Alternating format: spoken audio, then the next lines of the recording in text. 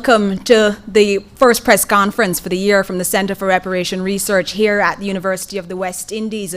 This is our first press conference for the year, but our fifth or sixth event as part of our public education campaign. It's the responsibility of the Center for Reparation Research here at the university to make sure we not only let individuals know what it is that we are doing, but also to make sure that people understand the continued research work that goes on here at the center. Today's press conference is focused on most of Europe being involved, and that's what we've brought you here to discuss.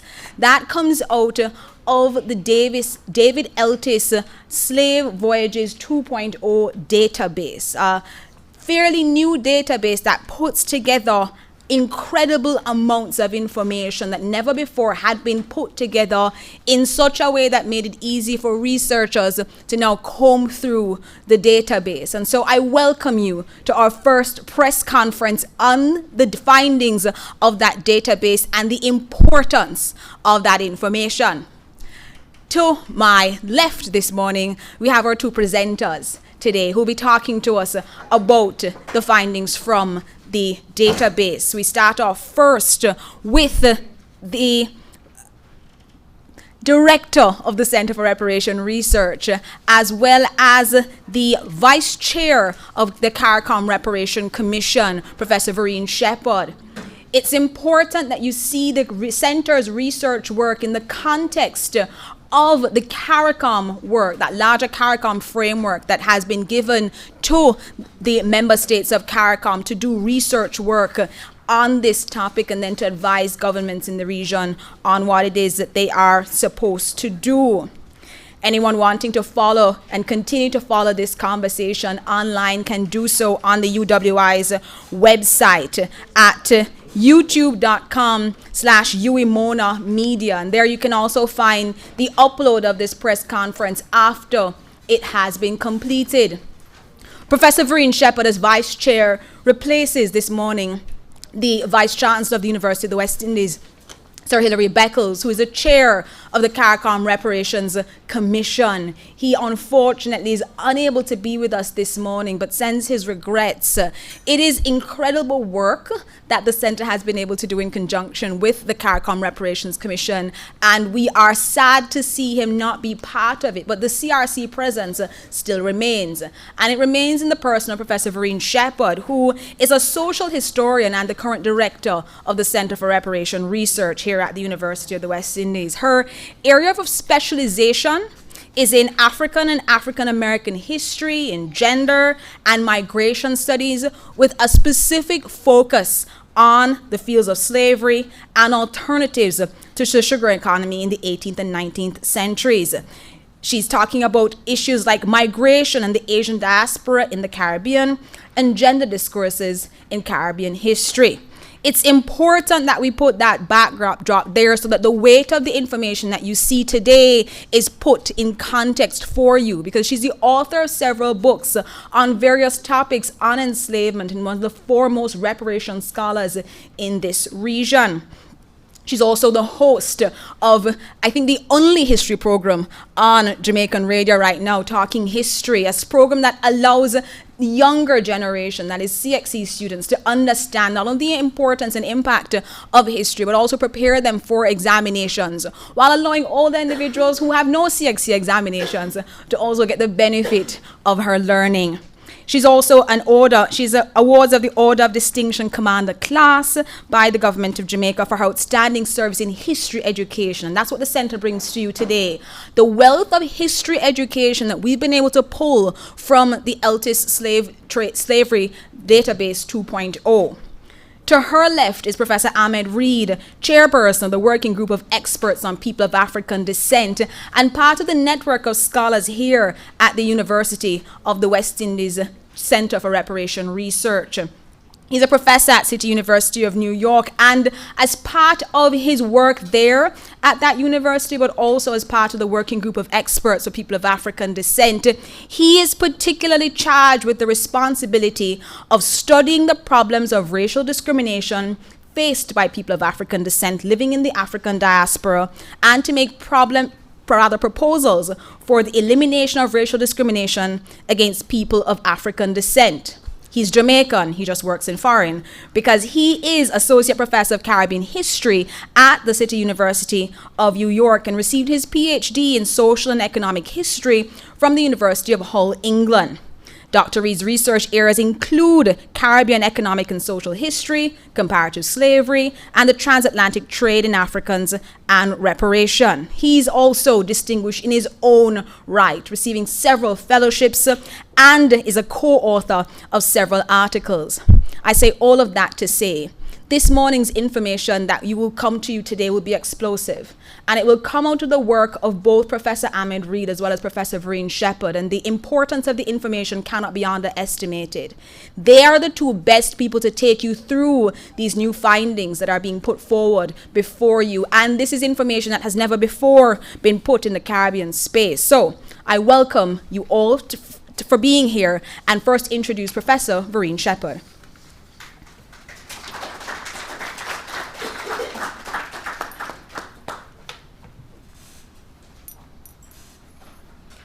Thank you very much, Jody Ann Corey, for welcoming and introducing the panelists, and also apologizing for Vice Chancellor and Chair of the Reparation Commission. So, good morning, everyone, and thanks to those in this room and those following us by live stream for taking the time to be at this press conference.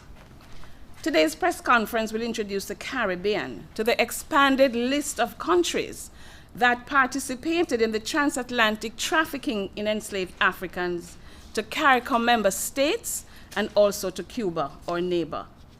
This information has never been shared in our space before in this manner, and the information comes from what has been titled the Slave Voyages 2.0 database, updated in 2018.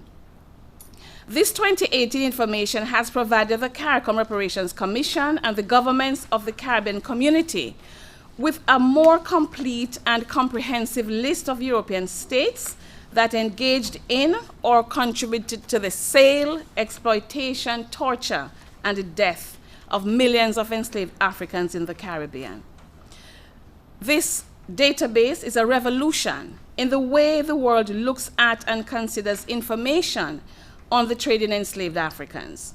The transatlantic trafficking of enslaved people meant that, at a conservative estimate, 12.5 million people were forcibly removed from the coast of Africa and their countries in Africa to the Americas. Of that number, many did not survive the journey. The Slave Voyages 2.0 database brings together the work of scholars all over the world to track the movement of ships and the numbers of people who were forcibly taken halfway across the world to the Caribbean and the Americas. I suspect that most people in this room are familiar with the participation of Britain, France, Portugal, Spain, and the Netherlands, and also of the USA, in the forced relocation of millions of enslaved Africans to the Americas between 1514 and 1866, maybe even later. You may even know that Britain and Portugal accounted for the majority of those trafficked. Less well known is the role that other countries played, either by transporting Africans themselves, investing in companies that transported Africans, establishing plantations, or manufacturing goods like iron that serviced the trafficking. Swiss historian Hans Fassler, supported by a historian from Suriname, tells us that Switzerland manufactured the precision instruments that guided the slavers. Fassler goes on as far as to say that Swiss wealth today can trace its roots to profits generated by citizens who were involved in African enslavement. Other startling countries we have seen noted in the database include Russia and the Duchy of Courland, which Eltis tells us is modern-day Latvia, countries that never ever came to mind as being connected to enslavement in the Caribbean. It is in this vein that we unveil to you the gravity of the crime before us, the gravity that is starkly gathered in one place. This amalgamation creates a gigantic database that looks at and explores the dispersal of enslaved Africans across the Atlantic world. It is thanks to Professor David Eltis and his team of researchers that we know about the extent of this global enterprise. This trading in black bodies, this dastardly act that saw babies as young as 1 year old and men as old as 77 years old being captured and sold and located far away from their homeland. The database now allows us to extract information that not only strengthens the case we are building against involved and complicit states, but also holds them accountable and makes them aware of their responsibility in ways they would never before have had to confront. With this enormous database that we now have, we have the opportunity to see all the states that are involved. It is a tremendous undertaking and something we truly believe enhances the CARICOM Reparations Commission's work and the work of all the 15 national commissions across the region. Now, this mandate that we have, of course, was given to us by the heads of government of CARICOM. And this new information is also part of the continuing work of the Center for Reparation Research here at the University of the West Indies. As the expanded database becomes more widely known, countries implicated, of course, some countries are in denial. You may have seen the letter to the Gleaner editor from the Russian ambassador on May 25. But I would caution states against too quick a denial because this is an active database. This is an active research project. So who knows what else we will know next year as Professor Eltis and his team continues to conduct research. And there's no point in saying, well, we were only minor participants. If a ship flying a country's flag moved one African away from his or her homeland, that is one too many. What Professor Ahmed Reid will demonstrate this morning should shock you, assuming you're a person of conscience or that you will admit your ancestral ties to the victims of the transatlantic trade in enslaved Africans. Finally, the database should not just be seen solely as a quantitative study, a reservoir of demographic data. It is a digital memorial to the lives of the enslaved. Yes, it is a database of the people involved in the trafficking. But we also learned about the persons who were trafficked. It personalizes the crime against humanity because most of the names of enslaved people that we have outside of the database are hardly African. Yes, we have plantation records. Yes, we have the registration of slaves and the registers in the UK archives. But we hardly ever have African names. We have the names given at baptism, at Christianization. So far, this expanded database has been able to compile a list of almost 94,000 enslaved Africans by name who were released before being forced into tortures of plantation life in the Americas. Many were just babies. I give you a sample. Ekosome, girl, age 2. Maloar, a girl, age 2, captured from Lagos, both of them. Kanger, a girl, age 5, captured from Lagos. Pika, a girl, age 4, captured from Lagos. Kumpar, a girl, age 3, captured from Lagos. Yunar, a girl, age 4, captured from Lagos. Humkwa, a girl, age 6, from Bonny. Ajame, age 1, a boy, captured from Lagos. Akenhebe, a boy, age 1, captured from Lagos. Asema, a boy, age 1, from Porto Novo. Akwepado, a boy, age 5, from Porto Novo. And Emaliko, a boy, age 7, captured from Bonny. As we gather on this former plantation, let us invite the spirits of our ancestors to also occupy this space. And let us pray for peaceful rest for their souls and demand reparation for their torture. The legacies of enslavement continue today. And so it is in this context that we think it is important that European states with responsibility not only know their responsibility, but take responsibility for the harm that has been caused. I now turn over to Professor Ahmed Reed, who will use the database and will show us the information that the majority of us in the Caribbean have never seen before, the most comprehensive list of countries complicit in the trafficking of Africans to the Caribbean. Thank you.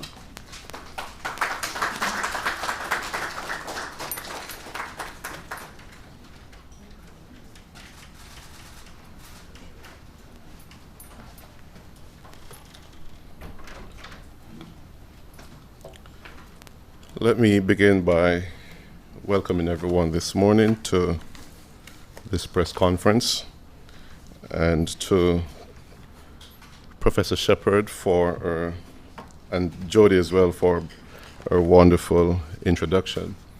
Whenever I share a space or a platform with Professor Shepherd, I always make it a point of my duty to inform the audience that I was her former student here at UWI. So the commitment to history and social justice, and sometimes the commitment to disturb one's neighbor, you can see where that comes from. It's because I've been trained by one of the doyen of Caribbean history. And so, Professor Shepherd, again, thank you for those wonderful years here at UWI. So as Professor Shepherd stated, I'm going to talk you through the slave voyages database, which was first, just give me a second here, which was first published in 1999 by a group of historians. And this publication was 30 to 40 years worth of work. And this involved historians of the British trade, the French trade, the Portuguese trade, the Dutch trade. And they came together at the Public Records Office in London one summer and decided this is a project that we probably should undertake. So it was published in 1999, first published in the form of a CD. It was revised again in 2008, and again revised in 2018. So what I will talk you through as I go on, I'm going to look at the changes in the numbers from 1999, 2008 to 2018. I will highlight in this database the major players to which Professor Shepherd alluded to earlier, as well as the lesser known or less well-known countries or city-states that were involved. And I'll take towards the end to elaborate on the roles of two in particular, in this case, Sweden and Switzerland. So as you can see, therefore, from this particular slide, in 1999, the first publication listed 27,000 voyages. In 2008, they increased that to 34,000. And that is what Professor Shepherd meant by saying it's a live database. It's constantly being updated. And as you can see, in 2018, 36,000 voyages. Now, the voyages database is a subset of it has three subsets rather. There is the Transatlantic voyage, which looks at what you're seeing there, those numbers, 27, 34 to now 36. But in the database also is an intra-American trade. What it does, it looks at voyages that originated within the Americas. And so you begin to see the level of disruption. The disruption was not only within Africa. The disruption was also regional as well. And so in that subset are over 11,000 names.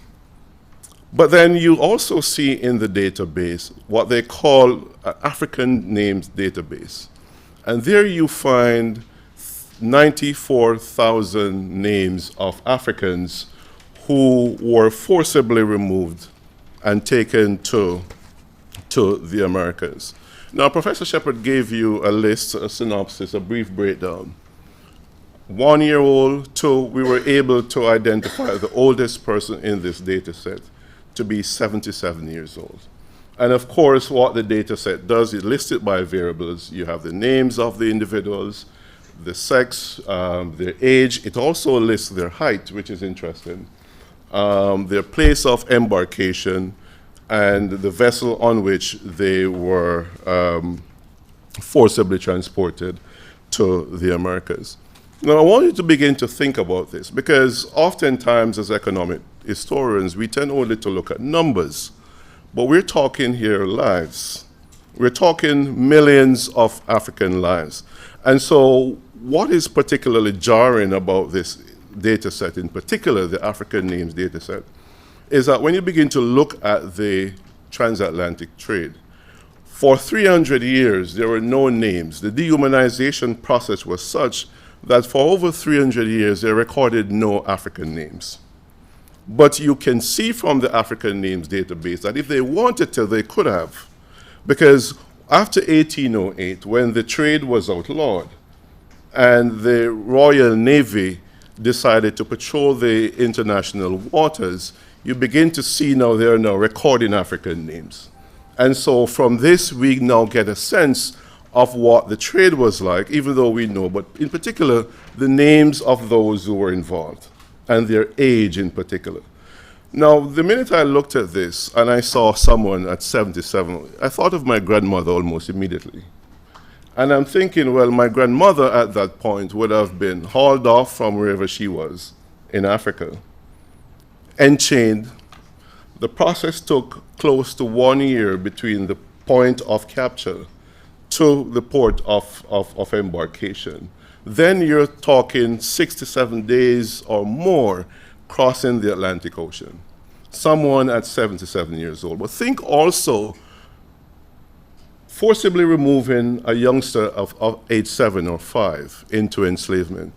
And so when you begin to think of the TTA, the trade obviously was responsible for major disruption to the people of Africa. Women, men, children, many of whom were taken in their most productive years, thus damaging Africa's economies.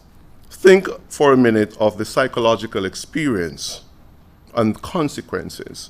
Think also of the physical experience of slavery and how painful and traumatic that was for someone as young as 2 years old to someone as old as 97 years old.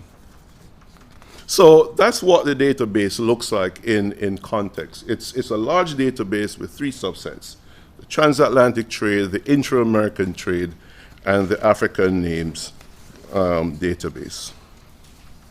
Now, as Professor Shepard pointed out to you, the name of the major players, the countries that transported Africans, are pretty much well known, the major ones, that is. Britain, France, Portugal, Spain, the Netherlands, the United States, accounted for 98% of the Africans transported to the Americas.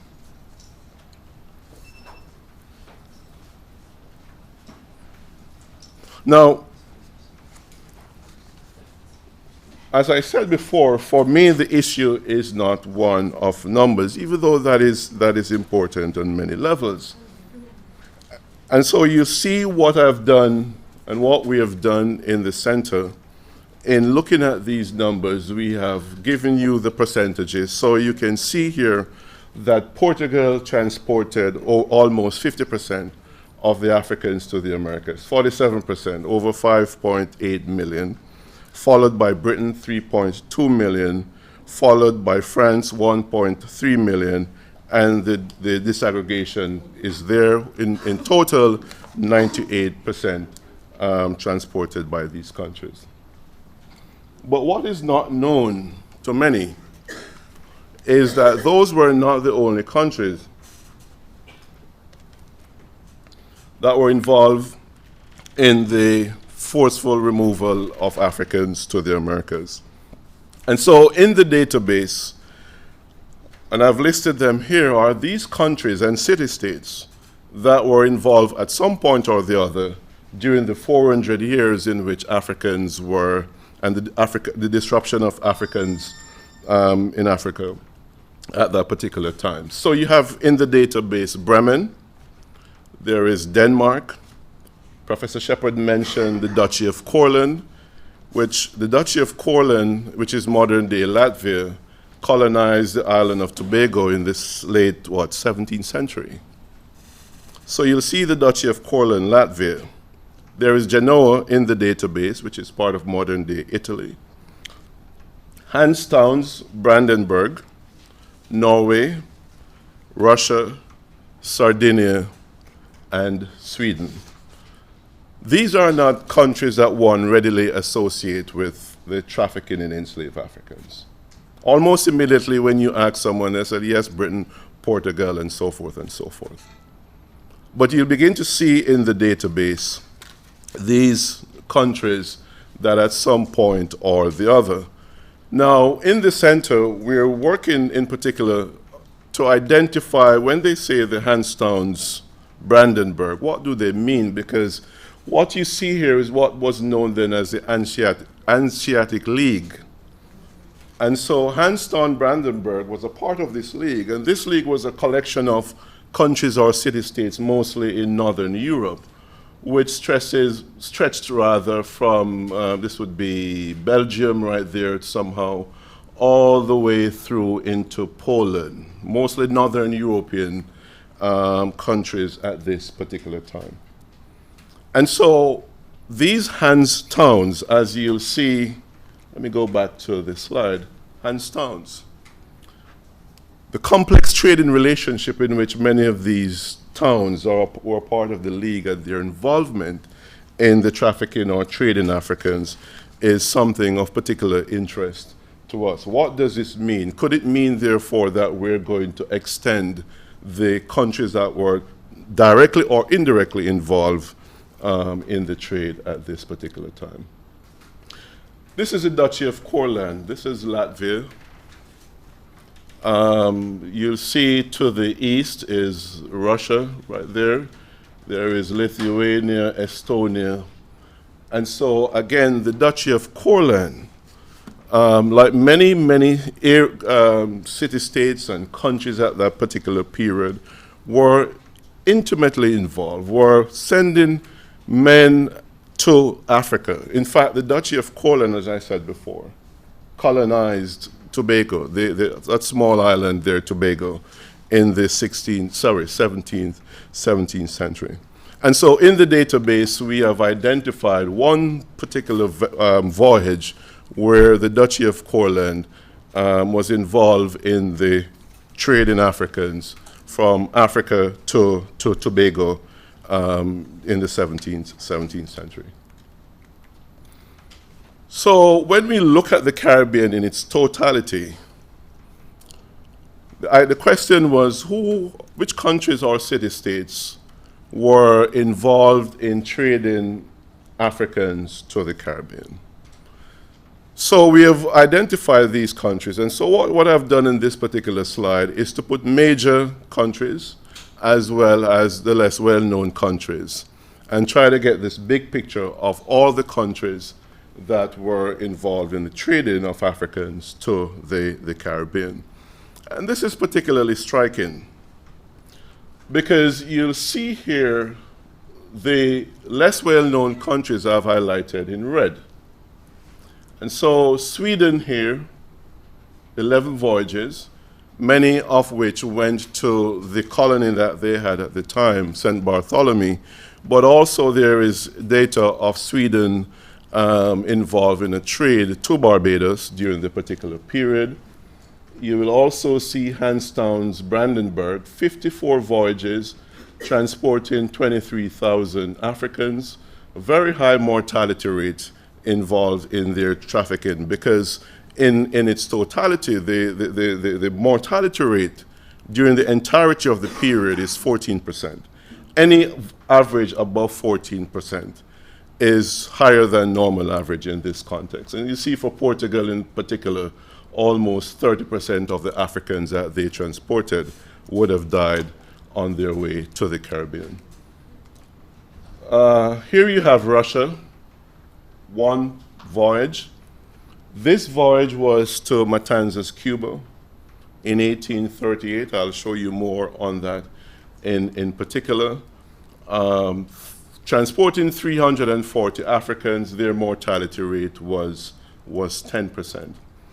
Now, the Duchy of Courland, the ELTIS database has identified this particular voyage. What they have not been able to do yet is to identify the numbers transported. And so what they have done is to use a default statement. They would have transported at least one, but they have not readily identified the full numbers here. So what it means, therefore, in the trade to the Americas by these countries, 14,000 voyages, almost 6 million Africans were forcibly removed to the Caribbean. A high mortality rate of 16%, but 4.9 million landed throughout the various jurisdictions: the Spanish Americas, the Spanish Caribbean, the Dutch Caribbean, the Danish Caribbean, the English Caribbean. And so that's how I've accumulated all those numbers, and you'll begin to see all of this as well.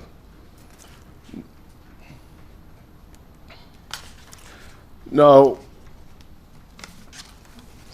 before I get to that slide, I just want to talk to you briefly on this particular slide, because in the trade to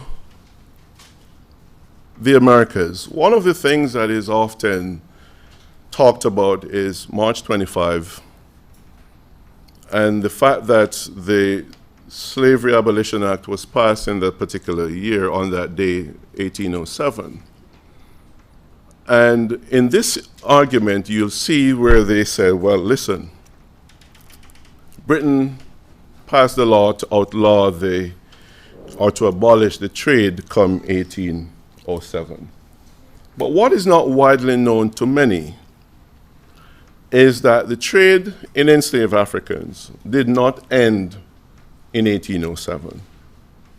In 1808, Britain transported, way into October of 1808, over 8,000, almost 9,000 Africans still arrived in the Caribbean, long after the date was passed in this particular period. Now, for today's purpose, though, the idea is to bring to your attention these countries, or less well-known countries. And so let me begin by talking about Sweden. And you've seen where I've said, instruments of torture, and you're probably wondering, what is he doing? Where is he going with this? Why is he saying this on this particular slide? Now, Sweden was not a major colonizer like Britain, France, Portugal, and the Dutch. Sweden had one colony, St. Bartholomew, which they colonized between 1784 to 1788. But what you'll see, apart from the 11 voyages which I've highlighted, is that Sweden was a major supplier of iron during the 16th and 17th century. Sweden exported more iron than any country during this particular period. And therefore, Sweden was the major supplier of iron to the British, who depended on Swedish iron, not only to outfit their slave ships or slavers, as we call them, but also the instruments of torture, the branding instruments, the neck braces. Well, let me not say neck brace, that's probably not the right word to use. But the branding instruments and all these handcuffs and all these other cuffs and restraint mechanisms and mechanisms of torture were produced by the British based on their dependence on Swedish iron during this particular period. And so, yes, Sweden may not have been, but again, you can see the linkages in this context. Sweden, Britain, not only Swedish trading in Africans, but the point that Sweden was also producing iron that the British used extensively during this particular period. The country that I want to, another country that I want to bring to your attention, and I'm going to spend some time looking at this one, is Switzerland. Now, Switzerland did not, when you look through the database, you will never identify Switzerland in the database, at least not yet. But, so the point is, not because Switzerland did not involve or was not involved in the trafficking itself, what we have done, and Professor Shepard mentioned, and Fossler in this, and his research, which we readily, we're using in putting forward this argument, is that Swiss city-states, you will come across Swiss city-states, trading companies, banks, family enterprises, and private individuals who participated in and profited from the commercial activities that are linked to the transatlantic trade. So, for example, the city of Bern, as well as Bern-based banking houses, were the largest single or the biggest single investor in the South Sea Company. Now, the South Sea Company, many of you are wondering, what is that? You had these chartered companies that were given licenses, exclusive licenses to transport and to trade in Africans. So you had the Royal African Company, which was chaired by the Duke of York. When the Royal African Company folded, the South Sea Company was given the license to continue the trade. And so you will see here on this particular slide where £253,000 was invested coming from Switzerland into the South Sea Company. Now, when you go through the database, there were 118 voyages by the South Sea Company, transporting almost 42,000 Africans during this particular period. And so, again, the city-state of Bern was one of the largest investors in this enterprise. Over 100 plantation owners have been identified throughout the Caribbean. In Aruba, Bonaire, Curacao, Barbados, Cuba, Dominica, Grenada, Guadeloupe, Guyana, Jamaica, Martinique, Saint Domingue, Suriname, Trinidad and Tobago, all had Swiss backgrounds, many of whom were from the various cantons of Switzerland, Geneva, and all the others. And what I'll do, just for emphasis here, to show you the extent to which this was critical to the particular period, we are able to identify country by country these numbers. And so I'll just read to you quickly. In Haiti, for example, Louis Joseph Blossile, he was from Geneva. He owned a coffee plantation in Saint Domingue. The Simon family, also from Geneva, owned indigo plantation, not plantation, but plantations in Saint Domingue. The Bertrand brothers, as Pierre and his brothers, also owned plantations in Saint Domingue. And interestingly enough, the following individuals were also compensated by the French government for the loss of property as a result of the Haitian Revolution. So there is Jean-Antoine Abiel. He is from Lausanne, Switzerland. He gained compensation from the French. Jean-Madeleine Corlet from Geneva also gained compensation.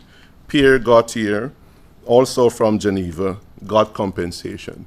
So you can see, therefore, the linkages with all these individuals within the with various aspects of the trade. I'll do one more quickly, and this is Suriname. We have also for Jamaica. In Suriname, interesting names are popping up as it relates to plantation ownership by the Swiss in Suriname. So, for example, Moïse Tissot from Geneva owned a sugar plantation in Suriname.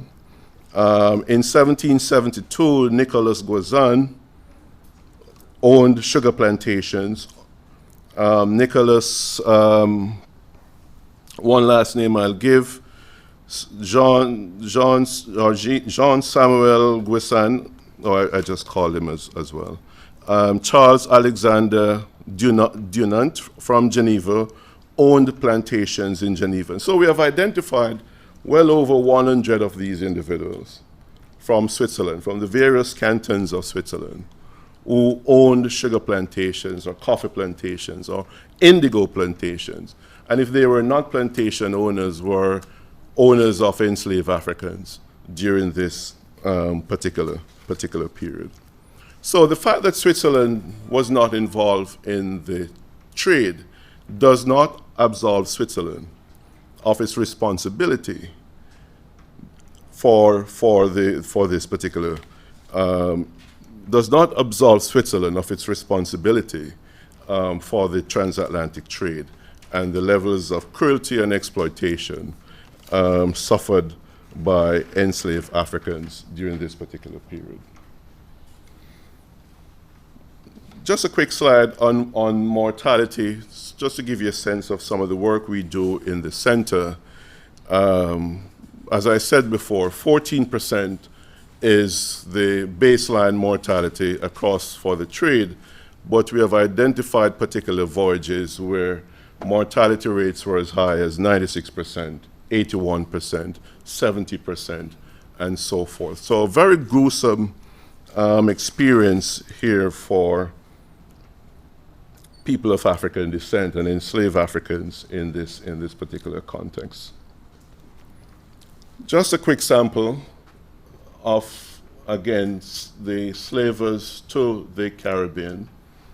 Now, I want to talk a little on my slide on Cuba is not showing here.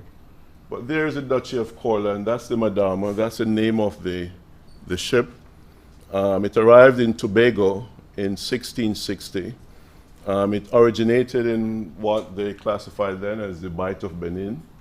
And again, in the database, we're not speculating. The database is crystal clear when it says Duchy of Courland, and in bracket it says Latvia, because the port identified, the port of origin was there in Latvia at this particular timing point.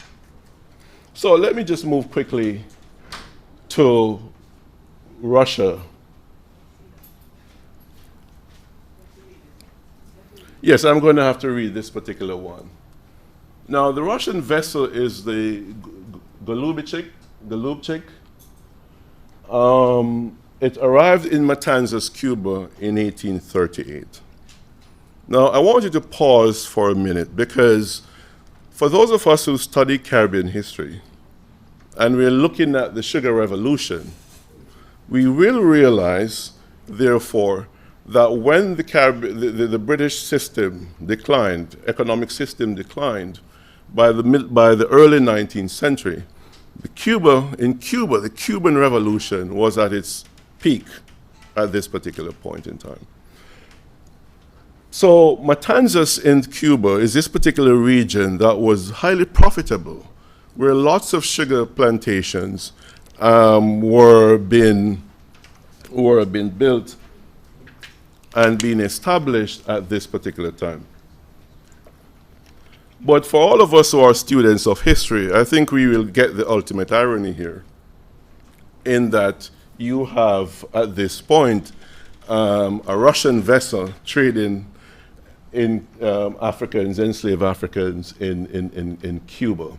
So of all the variables that they've linked, it says here the voyage ID number, for those of you who want to go and look, it is 1681, that's the voyage ID number. It gives you the date. It tells you the flag under which the Golubchik transported enslaved Africans. It says Russia. Place, year, registered, so forth, they're all there. It gives you the tonnage. It was a 170-something ton vessel. All these information are listed. Now, it also tells you, the database, the principal port of landing. And here it says Matanzas. We know Matanzas is in Cuba. In fact, the data, it's specific there, it says Cuba as well. And so we can go through and identify all these variables that they have listed. But again, here the date vessel arrived with enslaved Africans, April 26, 1838. And again, you can get all of this information from the database. Now, the total number of Africans that when the Matanzas, what the database did not tell us is the port of embarkation. In fact, we're in Africa. The Complicit would have gotten its enslaved cargo. It did not say that. But what it does say, based on the records, is that the Complicit had, when it left Africa, 340 Africans. When it got to Cuba, it arrived with 306 Africans. So a mortality rate of 10% on this particular voyage. And what the data set gives you, which is equally important, is for each voyage that is identified, they have identified and list the sources. So if you are in doubt, if anyone is in doubt, these sources are there for your perusal, right? You can go to the various archives in England and wherever, and you can track and look at all these particular voyages. So this is what the data set does for the 36,000 voyages. Every single voyage is sourced. It's not speculation, it is research. And so you can see from this, therefore, that the Complicit, this Russian vessel that the researchers have identified, transported 340 Africans to Cuba at the height of Cuba's sugar revolution during the 19th century. The same we have done for the Madama, which is that vessel that was registered in Latvia at the time, the Duchy of Courland. The voyage ID number is given. The year in which that voyage left Latvia for Africa is also listed. And again, they go through the various variables. When it got to Tobago, where it originated, this time it's the Bight of Benin. The numbers are not given, but what it gives you here gives you the sources as well. So what does all of this mean? What does all of this mean? And I want to bring all of this to the reparation debate in looking at the legacies, the consequences, the economic rubble from which the Caribbean emerged as a result of colonialism, enslavement, and exploitation. And so I've identified in this particular table the countries that I've just listed throughout my talk. Norway, Switzerland, Germany, Sweden, the Netherlands, Denmark, UK, France, Spain, Portugal. All these countries that at some point were involved either in the direct trafficking or in some other way linked to the trafficking in enslaved Africans. And so I've started here with the Human Development Index of 2018 that was published by the UNDP, the United Nations Development Program, in 2018. And so what I've done is on one column, on the left column, I've identified those 10 European countries. And on the right column, I've identified 10 Caribbean countries. And I've tried to look at their development over time, or the Human Development Index in this context. Now, it is no secret here that when you look at this, you realize the disparity or the large deficits in human development between these European countries and these Caribbean countries. And you begin to see, therefore, what George Beckford talks about when he talks about persistent poverty and the persistent deprivations that the people of the Caribbean would have been living with from independence. So, since gaining independence in the 1960s, most Caribbean countries, as some of us know, have experienced low growth and an erosion of human development gains. And this is, again, as I stress, is clearly articulated there. Now, you know, many of us, when we look at the Caribbean economy and Caribbean countries, we talk about growth and sustainable development.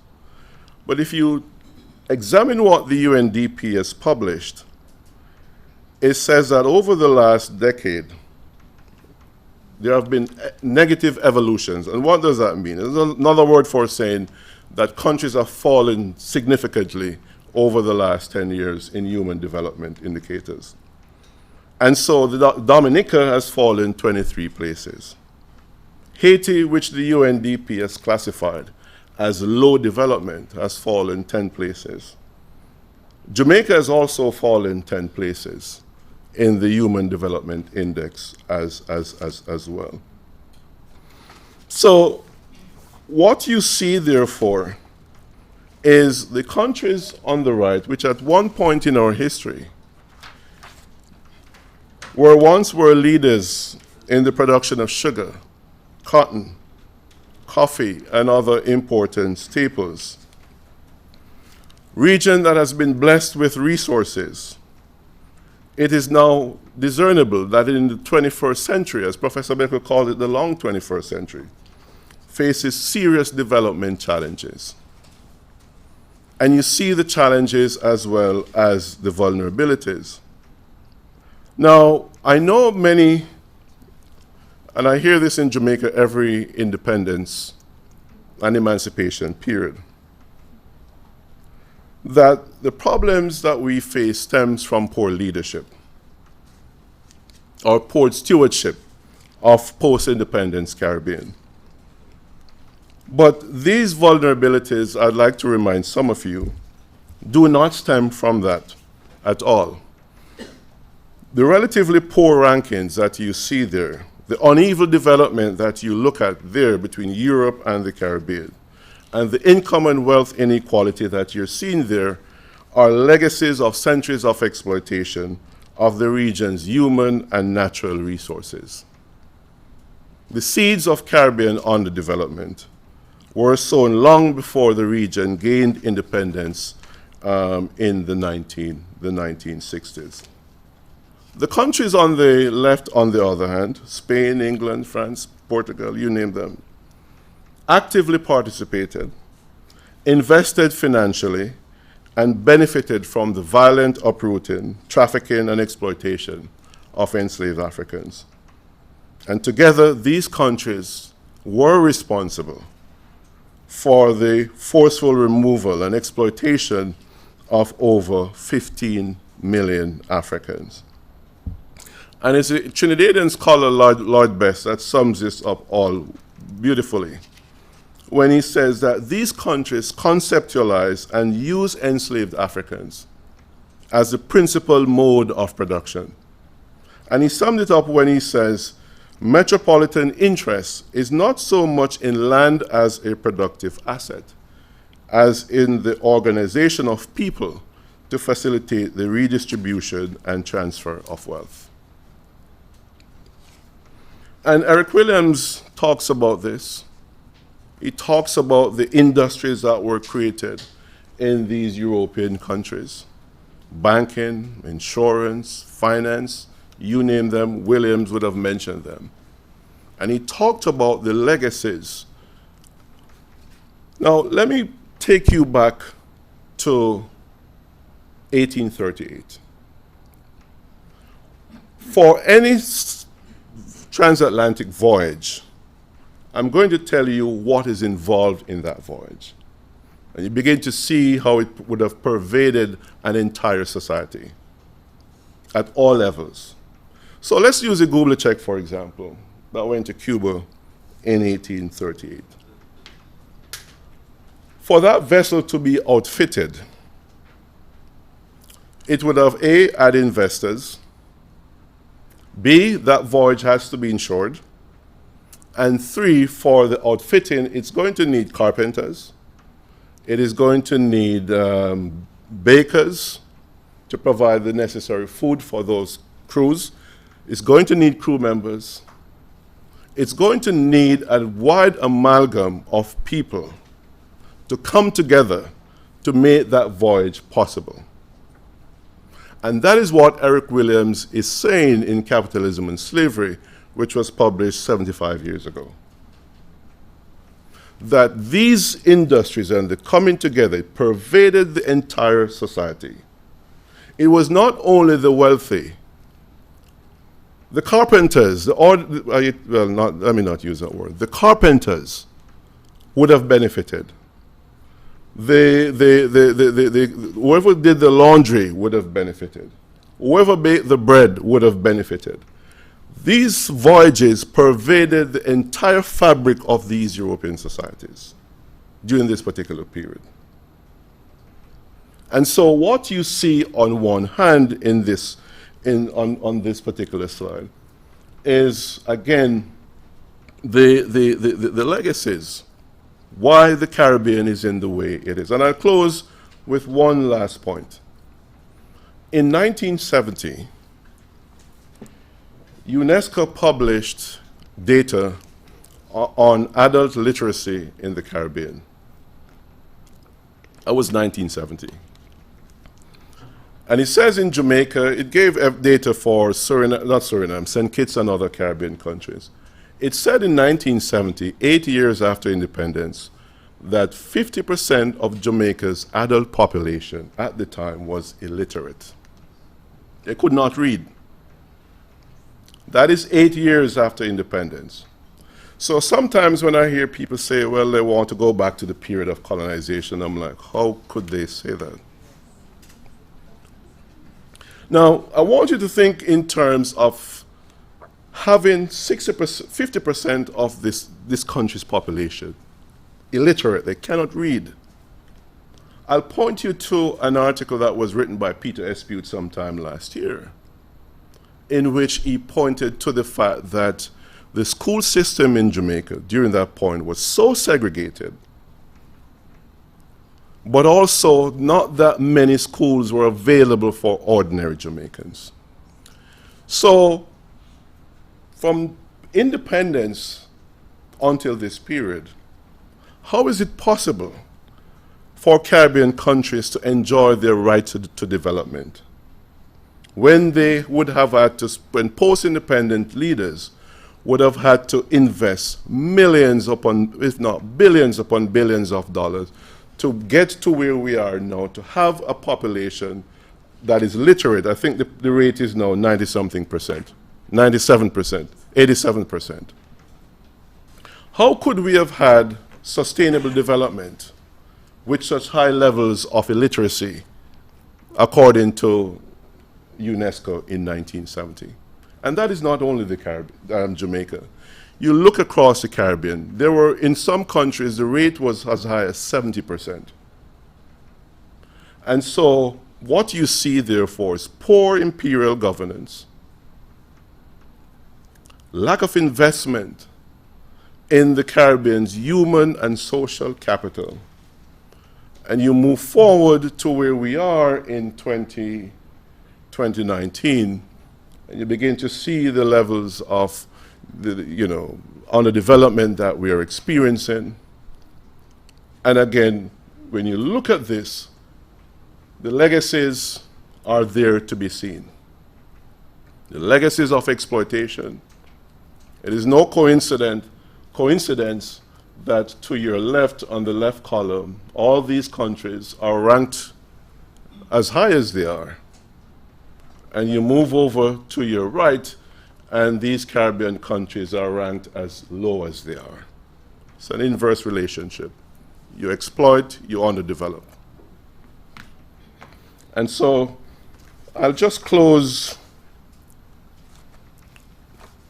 by saying that we in the Center for Reparations Research, we have and we take our responsibility seriously in bringing to you, to your attention, our research, our findings, and also our commitment to public education, because this is important. And every independence, I'm always taken aback by Jamaicans saying they long for the period of colonization or the colonial period.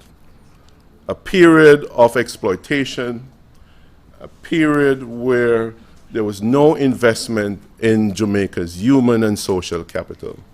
And that lack of investment we see plays out on the streets of Kingston, Montego Bay, and all these parish capitals daily. Again, these are the legacies that we have to confront.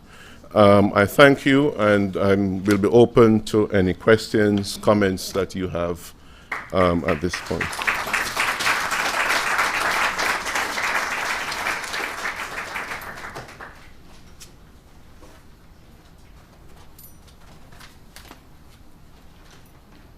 Professor Ahmed Reed, thank you so very much for taking us through the database. Professor Vereen Shepherd, thank you so much for highlighting the importance of the work of the Center for Reparation Research and this new information that we've been able to bring to you today.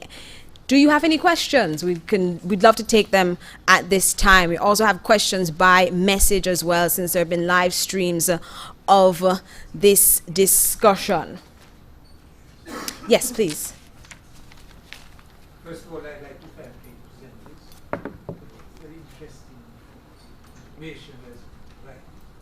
I wonder if there's any indication when you're talking about reparation, if there's any indication when the slave was sold, who profited, whose property, in other words, was transferred. Professor Shepherd, would you be able to answer Queen's Counsel Phipps's question? Is there any indication in the database that you have, if I'm paraphrasing correctly, is there any indication on who profited? Who is it?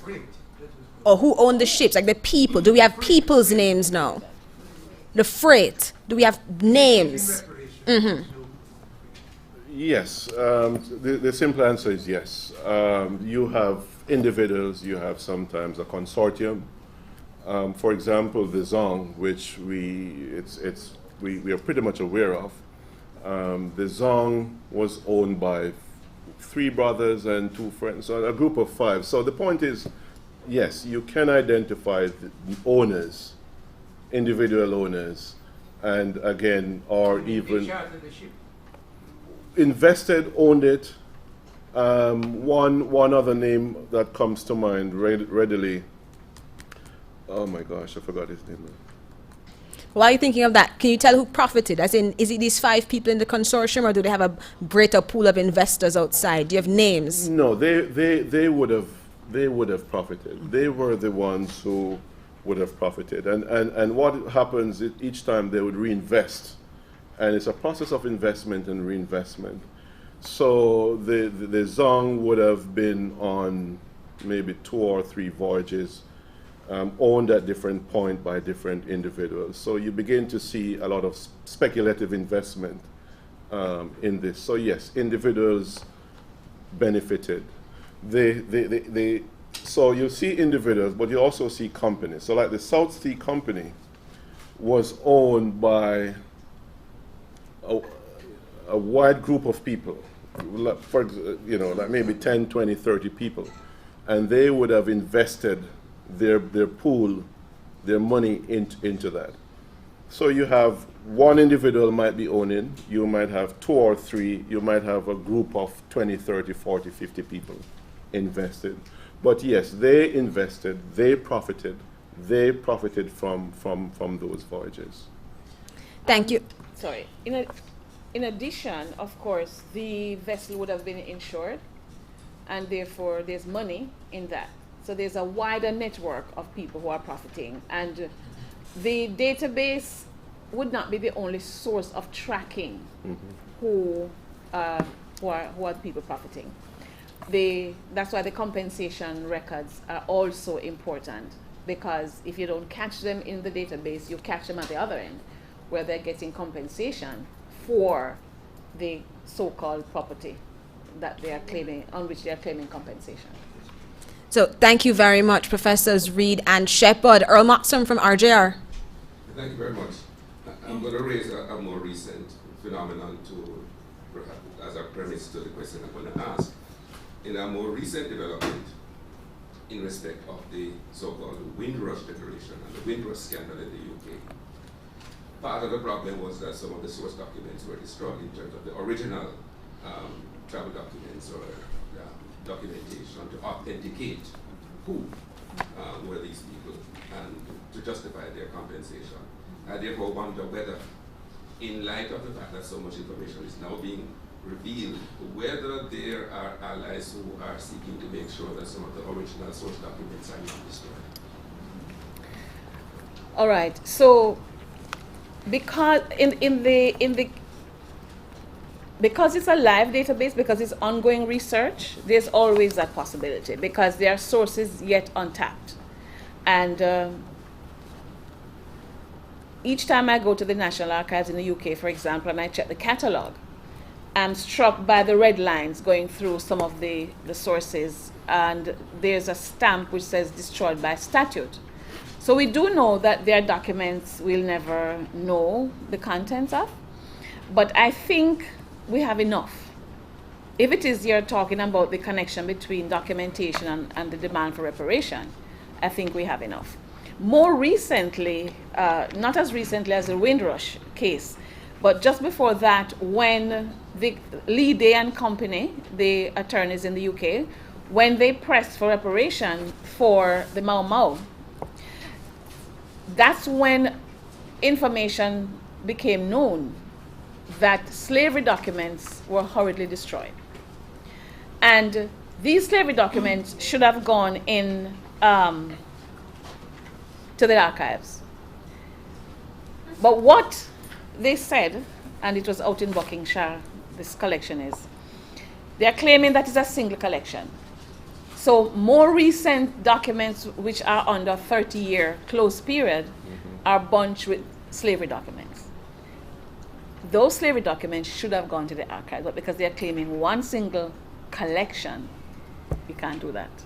So yes, but again, if it is linked to reparation, I think researchers have captured enough. All right, we had one more question on this side. Okay. Hello everyone, received greetings. My name is Deontay Livingston and I am the secretary for the Scott Salman Town. Now what I want to know is, with this new information... Excuse me, can you tell us where it's from again? Where you're from? Scott Maroon. Scott Salman. Thank you. Right.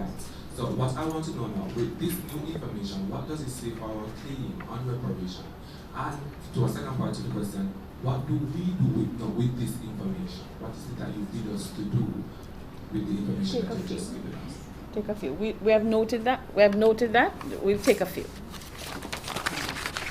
All right, we have one more over here. We have one on this side as well. So may I have your question, please? Yes. Yes, Michael Barnett from National Council on Reparations.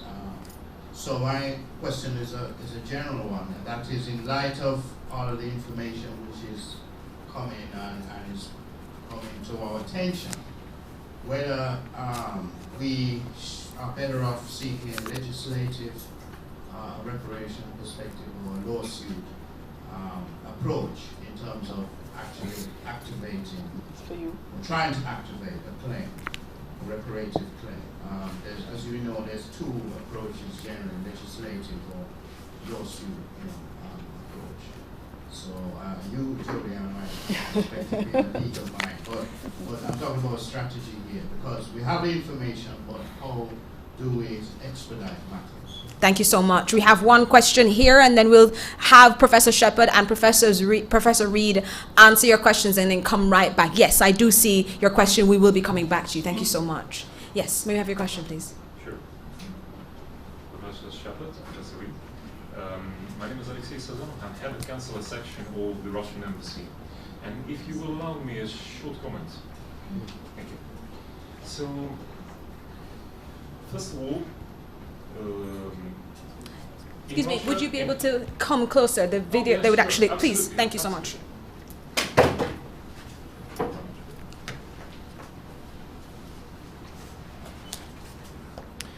Good day, everyone. So, first of all, I would like to say that, of course, in Russia, we, as well as here in Caribbean, we condemn the very fact of the slave trading, and we believe that such horrible thing should have never happened and should never happen again. Though at the same time, as you were mentioning, that this database is in a way, should serve the memory of those events and of those people who suffered. I really believe that we should not mix it with vaguely supported allegations. And by this I mean that any fact that was given to support this database should be properly checked. As for the ship that was in the 19th century, 1838, I believe, yes, right? That allegedly had the flag of Russia upon it. I suppose it should have been the flag of the Russian Empire. So it is a very well supported and based historic fact that Russia never had colonies in Caribbean and never was involved as a state in the transatlantic slave trading. So here I am. I should give a probably a suggestion of mine that if there was documented that a ship with a Russian flag supposedly entered the port, then we should double check for the source of this Russian flag, because I didn't see the name of the captain, for example, and there was not enough information here on the details of this journey. Though we well know that at the time, flags could be changed in a split second, because when the say criminal was entering the territory of the state, if he was followed for some criminal deeds from before, he could want to change the flag and so on. So we should double check for this. We should double check for the name of the captain and so on. And I very much hope that, professors, you could support us with those documents, that we could do the research on our own. But once again, you see, there is this thing that's, if we say that the country was involved into the slave trading, that probably means that Metropolia, as the Professor Reed said, benefited from this. Though, let's see it from the other side, okay? If a gentleman, say from any European country, holding a passport of this European country, I don't know, let's say Britain, okay? Britain was mentioned here before.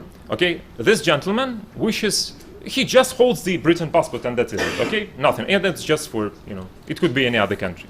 If he wishes to join, say, ISIS, you see, does it mean that this British citizen can act the Britain as a country to this terrorist organization? Does it mean that the Britain is a terrorist supporting country? No, of course, sure not.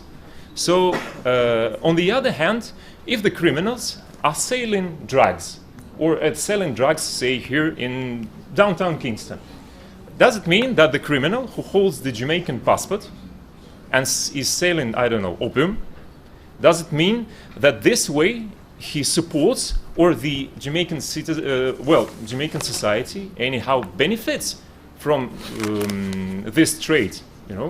I don't think so. So I really believe we should double check this all, and to wrap it up, I want to say that in Russia there was a, ever-going tradition of a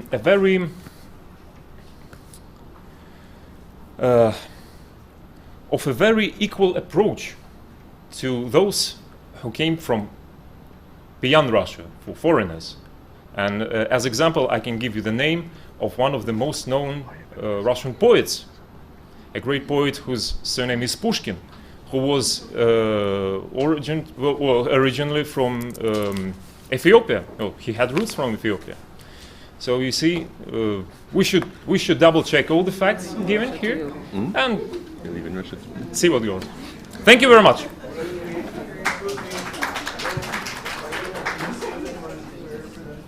Sure. Oh, Alexei Sazonov, head of consular section, Russian Embassy. Okay, thank you very much. Thank you. Thank you so very much. We're going to take the first round of questions now, starting from the young man from Scots Hall Maroons. His questions, answers, yes. Oh, okay. So we're taking those first round of questions now for Professor Shepherd and Professor Reed to answer based on the database presentations. Okay, thank you very much for those questions. In terms of the Scots Hall, the young man from the Scots Hall Maroon community, and again, thank you for being here. You ask, so what now? What does this all mean? And what does it mean for the claim for reparation? So remember, and I always have to remind media and everyone else, the government of Jamaica has passed a bipartisan motion in Parliament after 3 debates in Parliament on reparation, saying that we must go forward to press the claim for reparation. So it's up to us to obey the government of Jamaica and to do our work. The government of Jamaica has set up a National Council on Reparation. The council continues to do its work. There is a CARICOM Reparation Commission. There are 15 or so national committees across the region. It is up to everyone to join this movement and to press the claim. So you also have a responsibility, I would say. In terms of Michael Barnett's question, Jodianne Quarry is an international human rights lawyer. Nobody introduced her, so let me do that. She is the research assistant in the Center for Reparation Research, but she's also an international human rights lawyer. And of course, some of you listen to the morning agenda every morning. For 106, yes? So, free advertisement.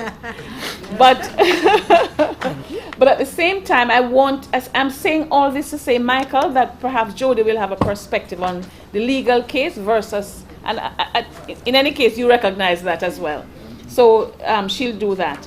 In terms of I want to take this opportunity to tell you that Professor David Eltis, who is the creator, along with his colleagues of this database, will be the guest of the Center for Reparation Research later on this year. And so look out for our announcement so that the professor can tell you his research methodologies and how he has come across the information.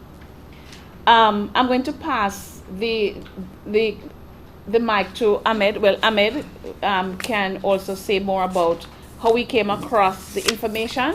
But I think he has demonstrated, though, from the database what he found. But maybe you want to have another comment. Thank you. Well, I'll just say this quickly.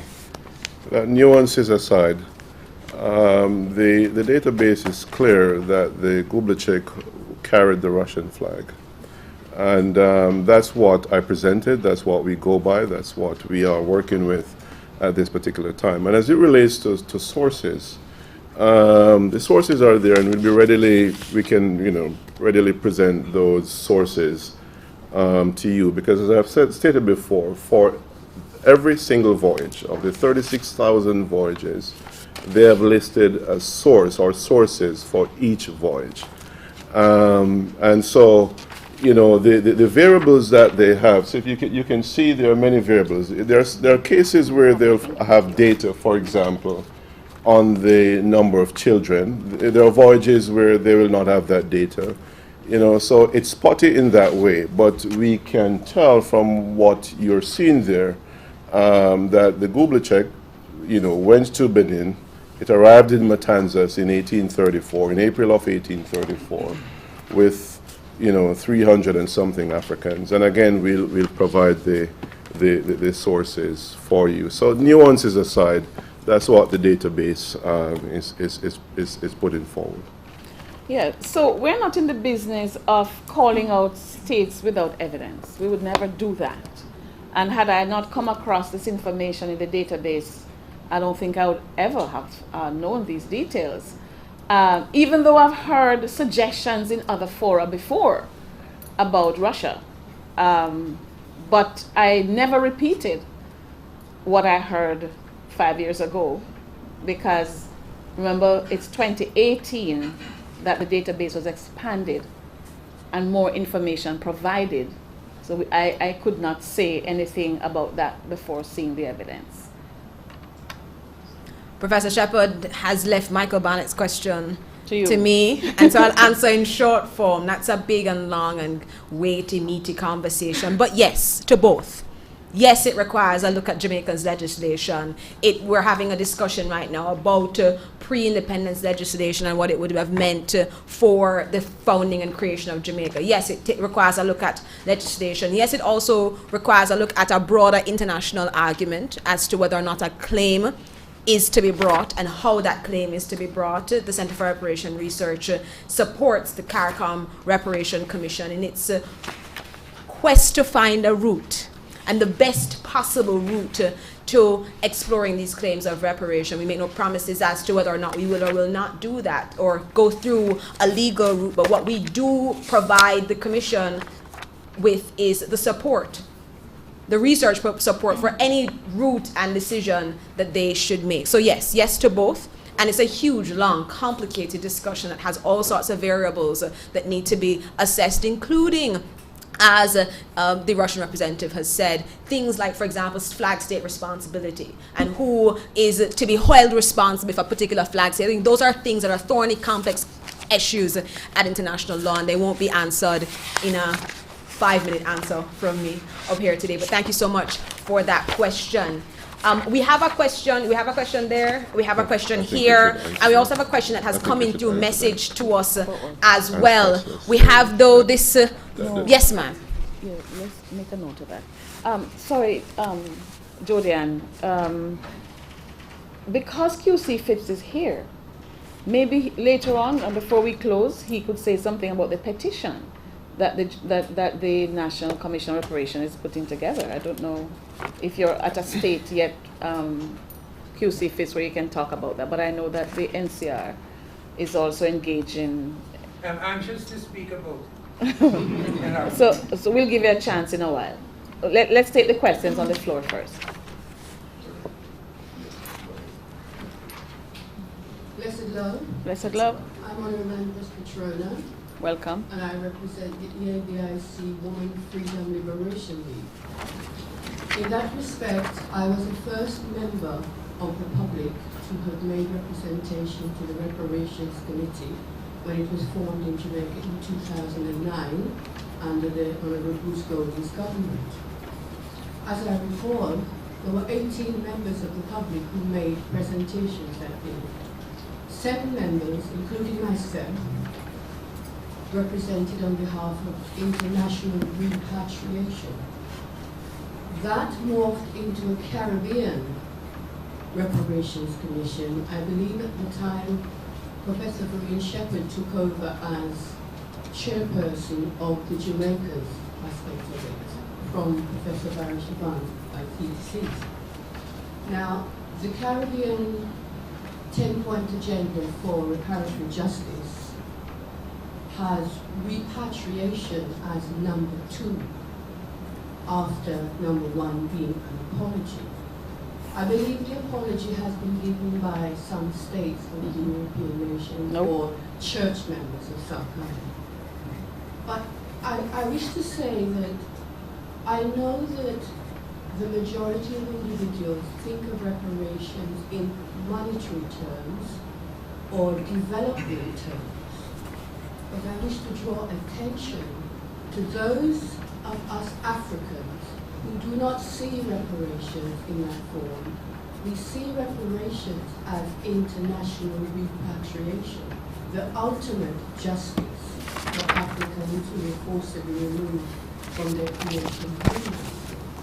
I hear very little being spoken on that matter of international repatriation. And I wish to bring that to the attention of Africans and those who desire justice. As I see and hear nothing being done about that aspect, the number 2 point on the 10-point agenda for reparative justice, I and Ms. Petrona, along with a few other brethren in history, have formed a website to bring forward the voices of those Africans who desire international repatriation, who wish to put their voices together to call for this ultimate justice. The website is named International Repatriation Movement.com. Ones who are interested, I would glorify you would have a look at such website. And if you are an African who truly desire Africa, please become part of that movement. I thank you. Blessed love. Blessed love. Thank you so much for that, Empress Petrona. We have a couple people well on our list. We're going to take a few questions. I think this will be maybe the last or second to last batch of questions that we take. We understand that so many questions have been generated today, and the center is always willing to answer your questions. You can email us at reparation.research@uwimona.edu.jm. We'll take this set of questions. Thank you so very much, Empress Petrona. Yes.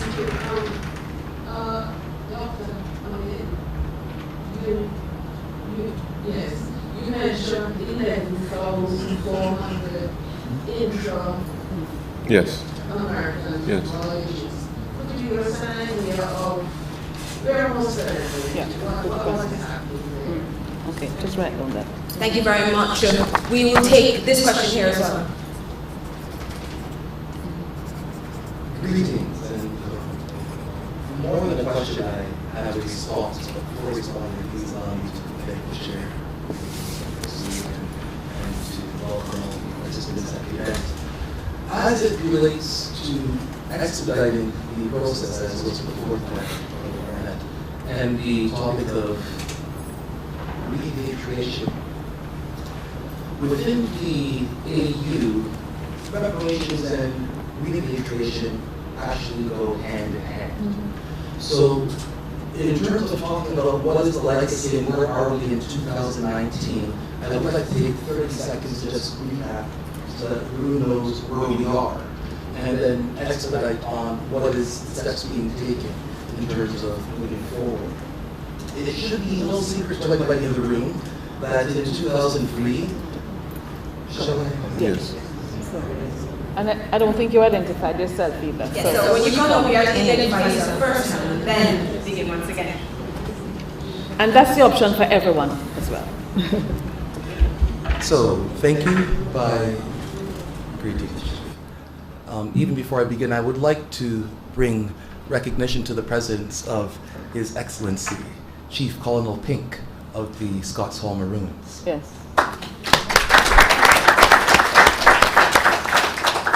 We spoke about a history that goes back into the 15th, 16th, and 17th century.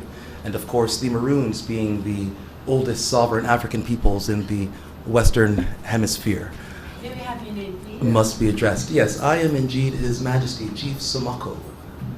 I am the Miwa of Badagry Kingdom in Nigeria, but I am also the Maroon Secretariat for the island of Jamaica and the Minister of Finance for Okompong. In the context of addressing the questions that was asked, I will be addressing it from a very different hat, as I tend to wear many hats.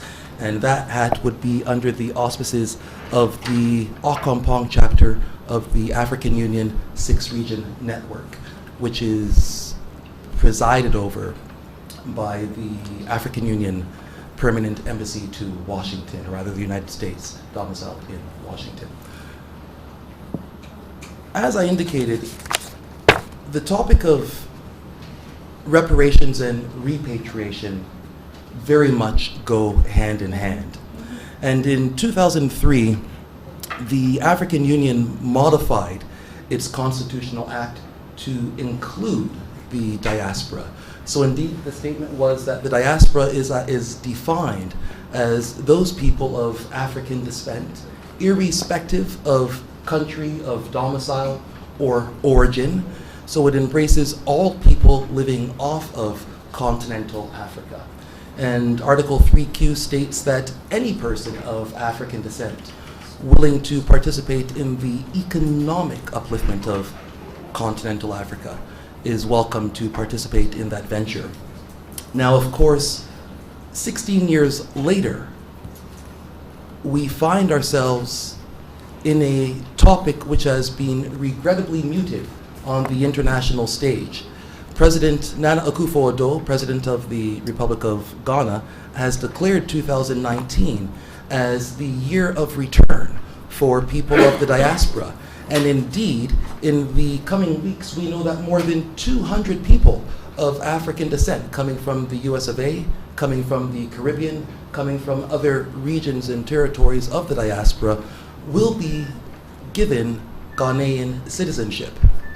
So that is a very big topic, and I kind of regret that the international community hasn't responded or highlighted this initiative with the degree of attention that it should have received, because as you would appreciate, that given the 400 and 500 years journey that our people have gone through, the topic of return is no small topic. It is no small topic whatsoever. Our ancestors have fought for generations upon generations and generations just to catch a snippet of that dream which pertains to return.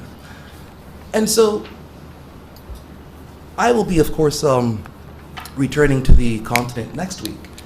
And one of my messages, not only to His Excellency President Nana Akufo-Addo of Ghana, but to all African leaders and heads of states, is that we need to give the topic of return the full attention it requires.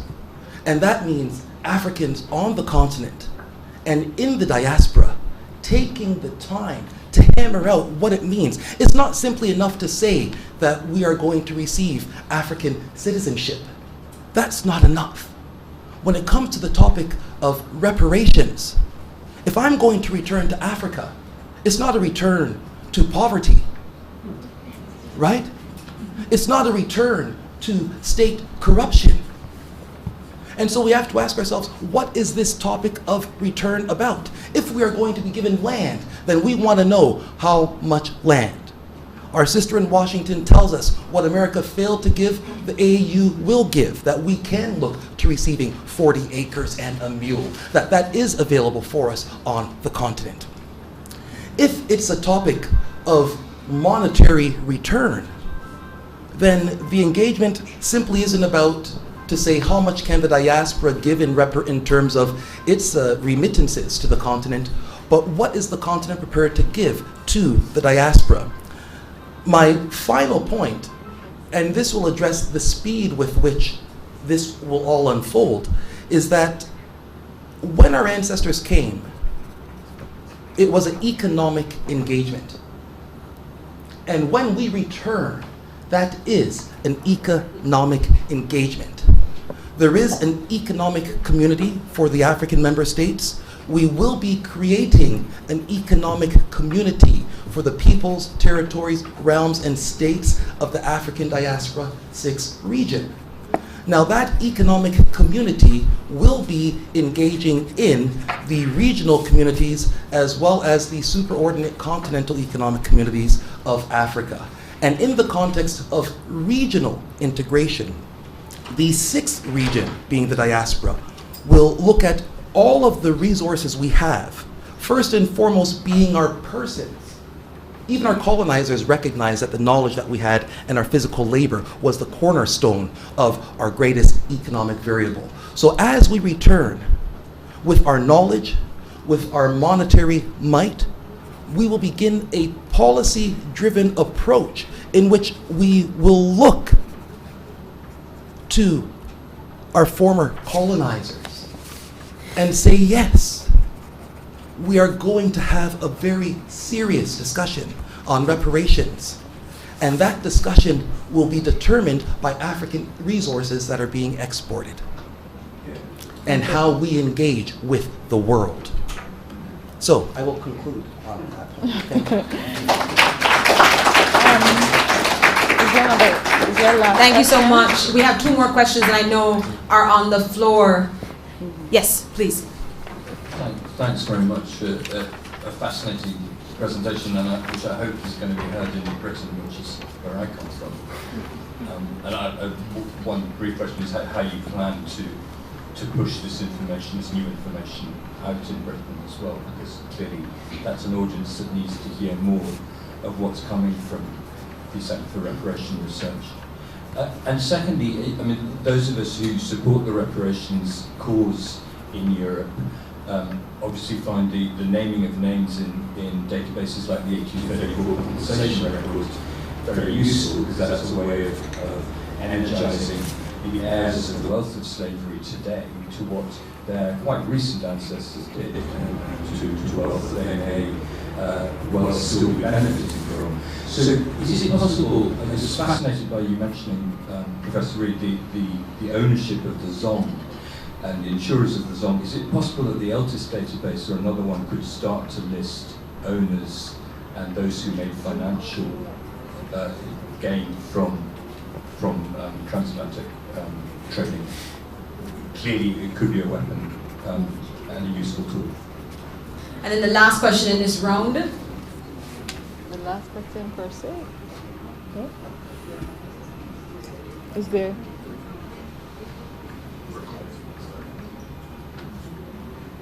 Thank you. Thank you for these great presentations, very thorough and comprehensive. I just have one quick question. Professor Reid, you spoke of the inverse correlation between the Human Development Index of these European countries and these Caribbean countries. And it seems to me that Haiti's very low index is a glaring example of the fact that, well, the fact that Haiti being the only country that actually paid reparations to France, and now I hear Switzerland. And I'm wondering if a very meticulous study of this inverse correlation could be done as a central point to buttress the argument for reparations. Because, and especially to counter the argument of those who say that the European countries don't owe reparations when they bled an infant nation for 122 years to bring it to its knees, so that in 2019, Haiti has these atrocious human development index, which are clearly correspondent to the fact that it had to be paying 80% of its gross national product for 122 years to one of the richest countries in the world, which is France. Thank you.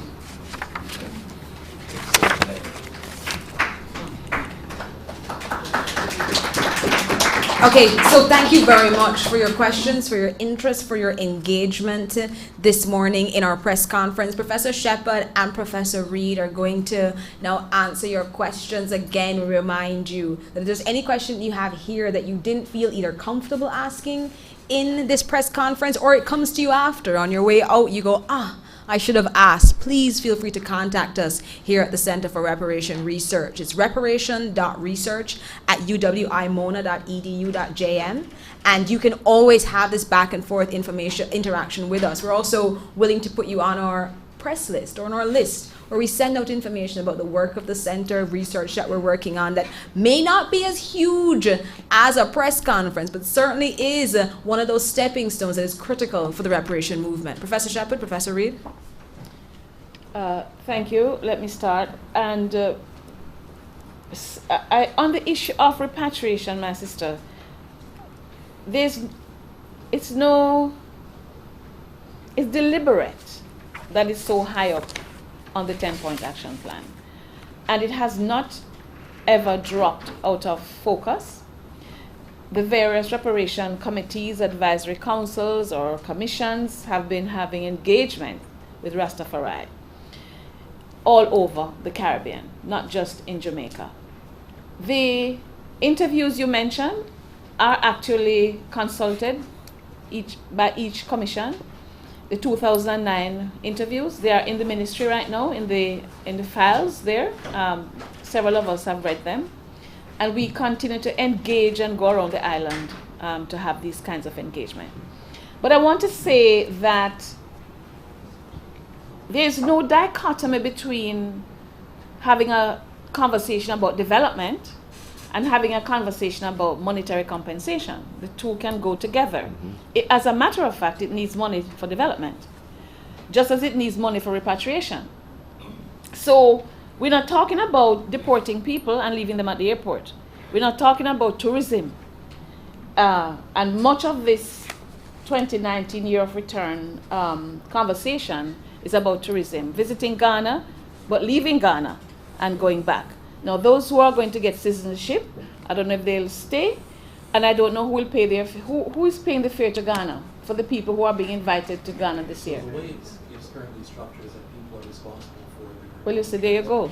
And the reason for that being that it's obviously difficult to get visas and stuff like that for transit vis-a-vis the U.S. and... That's another issue. The issue that Ghanaians don't need visa to come to Jamaica, but Jamaicans need visa to go to Ghana. So all of these issues have to be all of these issues will have to be discussed. The other thing is that so it needs money if people are going to return. So otherwise it's deportation. And so the part of what we're negotiating, my sister, is the money for repatriation. 1 second, let me finish this. The issue of apology, no one has apologized to the people of the Caribbean, the African descended people of the Caribbean. There have been statements of regret.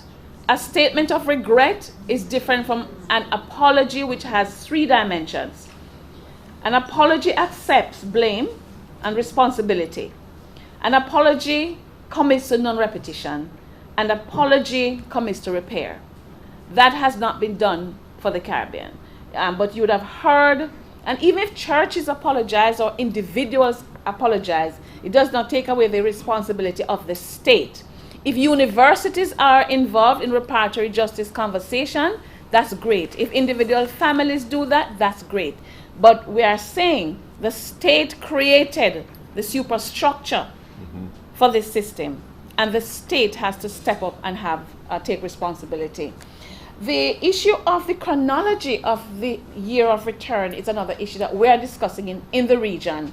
It's a convenient chronology. 1619 to 2019 sounds great. Yes. And it's about Virginia. It's about the southern United States. It does not take into consideration the centuries before. So that's another issue. Nevertheless, there is great support for it, my brother. And there's a delegation from Jamaica that will be going. However, these conversations, these more complex conversations must continue as we think about our relationship to Ghana. Let me answer the other issue before I give the floor to Prof. Reed, and I know QC Phipps wants to have a word. The issue of the push in the UK. Right, so we are linked into our counterparts in the UK because there are reparation conversations taking place all over. The National Council on Reparation actually had a delegation to the UK. Was it last year, QC Phipps, or the year before? The year before, I think. The year before, not last year. Right. So because we have a subcommittee on international engagement, so we are busy having these conversations. Without a linked up movement, we're never going to succeed. And so that's happening. You mentioned the compensation records, and yes, of course, we have had press conferences and seminars on that.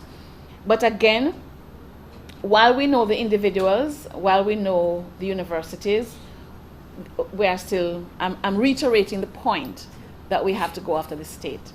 The Mirtha Desulme, our Haitian sister here, thank you for being here, and thank you for your suggestion of this study. I think it's a very good suggestion and something that the center will take on. I think that's all from me. Professor, Yes.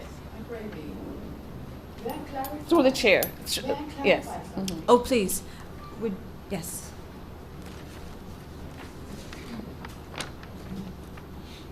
Give thanks for what you say. As I mentioned, repatriation. In 1994, I wrote to the Queen Elizabeth of England on behalf of my organization, demanding repatriation. Very briefly, I'll give one sentence of the response. Repatriation is an international matter. I was writing from Jamaica. That must be dealt with by the Prime Minister of the government through the auspices of the United Nations. My words now, the United Nations being the only forum in the world in which all the members of the Transatlantic Trafficking Africans sit around the table, the buyers and the sellers, all. Therefore, that is the only forum in which all these matters can be worked out. Compensation, lands, transportation, all these matters must be worked out in this universal forum that was set to bring justice to humanity. I thank you. Thank you very much. Yes. And I can tell you, we are both mandate holders at the United Nations. And that is why I can tell you confidently that the conversation is there, okay? I can also tell you that the governments of the region, through the CARICOM heads of government since 2013, and Jodianne also explained, they are discussing the strategy, and there are two ways through the United Nations. But because it's a conversation that's going on and a negotiation, we cannot announce yet what route they are going to take. However, please be assured that we are aware of that. I'm a member of the Committee on the Elimination of Racial Discrimination, okay? But please remember that many of these treaty bodies are time-bound. The international conventions are time-bound. So a convention that is post-1960s or post-1948 may say to you, our articles do not address certain issues of historical importance. But there are other ways. So trust us that the ways are being worked out. Finally, let me say this. It's a government-to-government negotiation that's taking place.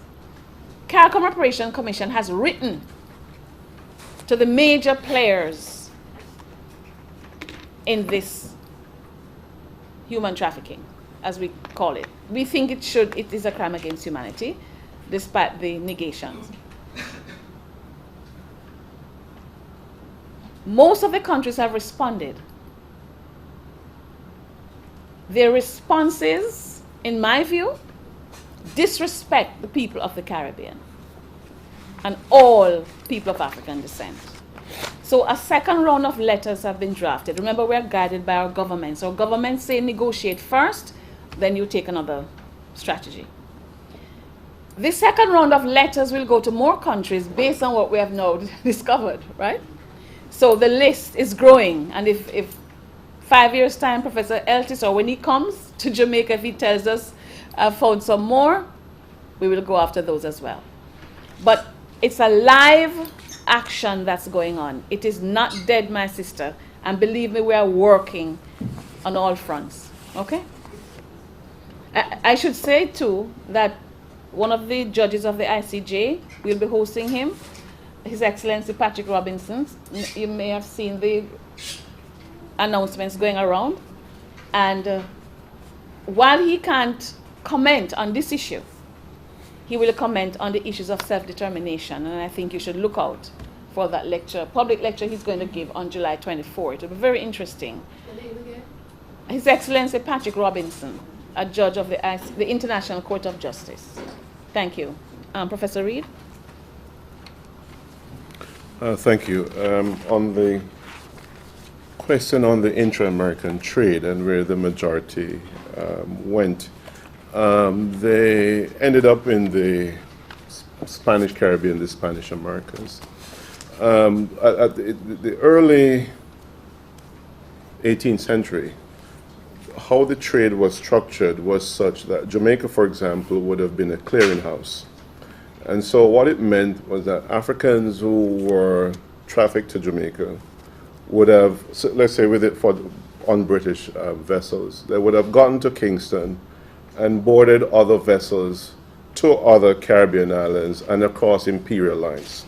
So, for example, to French colonies, Danish colonies, well, not Danish yet, but Dutch colonies and Spanish colonies. So that's how the intra-American trade operated. And so you see Kingston acting as a clearinghouse where hundreds of Africans or thousands of Africans would have been sent to Kingston and then re-exported, for want of a better word, to other British colonies, French colonies, Spanish colonies. But in its totality, the majority ended, or went to rather, the Spanish colony.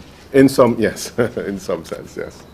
But if I could just add before you finish the intra-trade, I don't want anybody to leave here with the idea that an independent Jamaica was trading people. Was trading, right. We were under the British up to that time.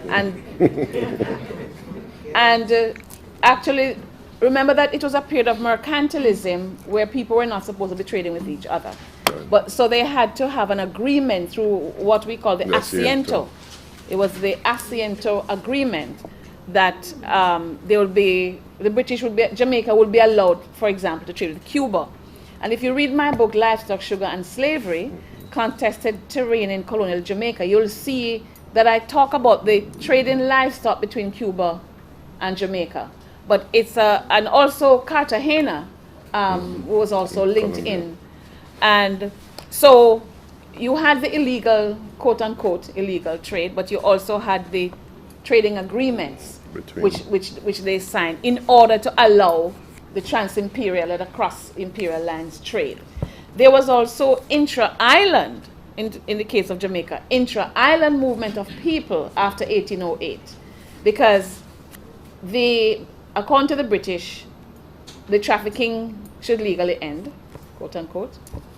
And so if people could not trade directly from Africa, they had to find other means. So there were plantation owners getting rid of excess, quote unquote.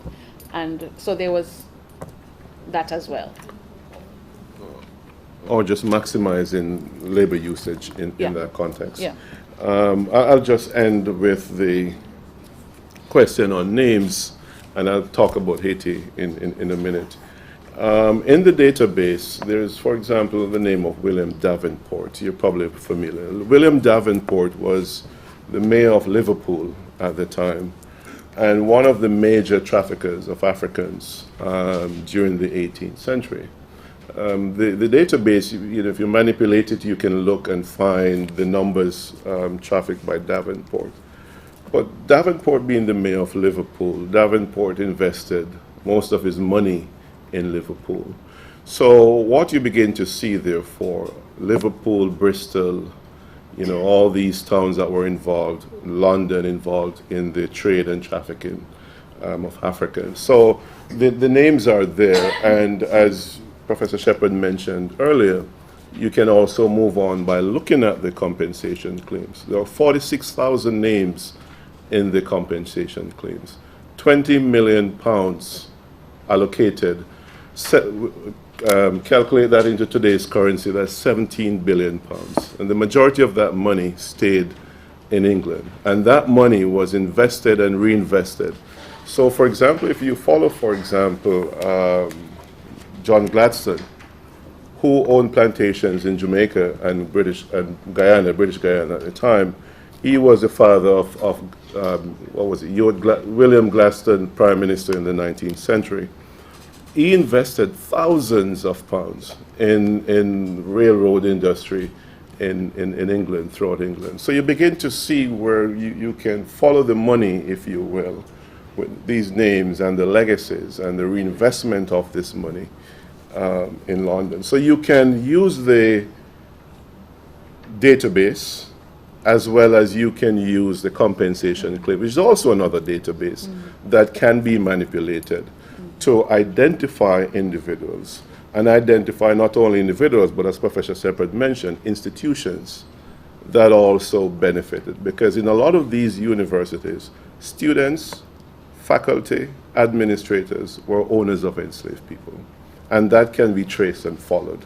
So that answers that question, and it can be done in that sense. On the issue of Haiti, time did not fully allow me. I was keeping ahead of, of time, because I had Haiti, because we know Haiti, as you rightly said, used over 80% of its GDP. The issue with Haiti is that after 1804, Haiti was isolated from the community of nations. And we know Haiti was forced by the French to pay reparations.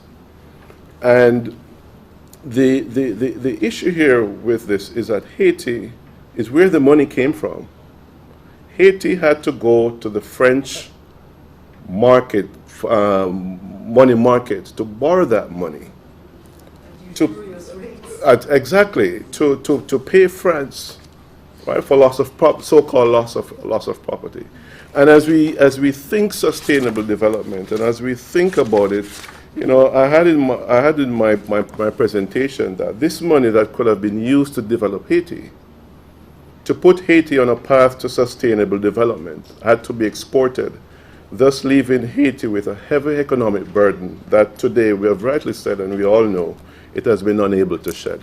So the suggestion that you've made, and which Professor Shepard mentioned earlier, it's an important suggestion and something that we will begin to take on board. Here at the Center for Reparation Research, we are exploring at all levels, all angles, ways in which, as economic historians, as legal minds, that we can collaborate and put our skill set together to bring these information to the public, because it is important, it needs to be known. And the 150 million francs that Haiti had to pay, or we paid France, according to President Aristide, was 21 billion United States dollars. That's a lot of money that went out of Haiti into France, and money that should be given back to Haiti in this context. So, well said, and we'll take that on board. Professor. Yeah. Yes, and it goes further, because by the other countries did not recognize Haitian independence. The United States did not recognize Haiti as an independent country until 1861. That is the 16th president of the United States. That's Lincoln. And so between 1804 to 1861, Haiti faced years of international isolation, even from its neighbor that says all men are created equal. Right? And so that's the situation that Haiti found itself in. And so years of that, we could go further. In 1915, Haiti was invaded by the United States, occupied for 19 years. Right? And so we see, therefore, over time, the forces and pressure applied to Haiti, and as you said, crippled Haiti economically in this context. So we'll take that on board, and I thank you for that. Yeah. Professor Reed, before we leave you, we got a question in. Help us understand, how many countries now do we have as countries that were associated with the transatlantic trade in Africans here in CARICOM member states? What's the number we're looking at now? I think I did it somewhere. Brain is. So that's 1, 2, 3, 4, 5, 6, 7, 8, 9, 10. It's not fully completed. So yes, we're so it's a complete number. We're saying between 10 to 12, because Hanstown's, it's plural, so we'll have to explore at some point. But for now, it's 11. 11. Okay. That's an expanded list that we have now, 11 states, that as a result of the Center for Reparation Research's work, that we would be able to help you understand we're involved in the transatlantic trade. Professor Shepard, final word. Before Professor Shepard speaks, I want to thank you all very much for coming to the press conference here at the Center for Reparation Research. Professor Shepard will now speak and then we'll close. Thank you, Jody. QC Phipps. But let me just say, in connection with the underdevelopment point that Mirta started in terms of compensation and its linked to underdevelopment. In Jamaica itself, if we look at the compensation records for Jamaica, we see that the planters in St. Thomas in the east, which is now St. Thomas, and the planters in St. Mary got the bulk of the compensation money. But if you look at those two parishes today, I don't have to tell you the state of those two parishes. So again, there's that relationship. And some of you who are following the issue of Glasgow University would have heard that one of the beneficiaries was Robert Bogle from St. Thomas, who had plantations in St. Thomas. So the compensation records, I think, should be used, and what's coming out of these universities must be used as part also for evidence. Finally, please remember also, you're talking about when Haiti finished paying off this. But the British also offloaded the compensation money to different banks and insurance companies. And we now know, well, we have known for some time, I guess, that when former Prime Minister David Cameron came to Jamaica in 2015 to say, forget about slavery and move on, that was the very year the compensation money was finished. The loan, the final payment for the loan was in February 2015. So the past is not even past, you know. And he got some of it. Oh, precisely, because his family is connected to Grange Plantation. So QC Phipps, a quick word, please, before we close.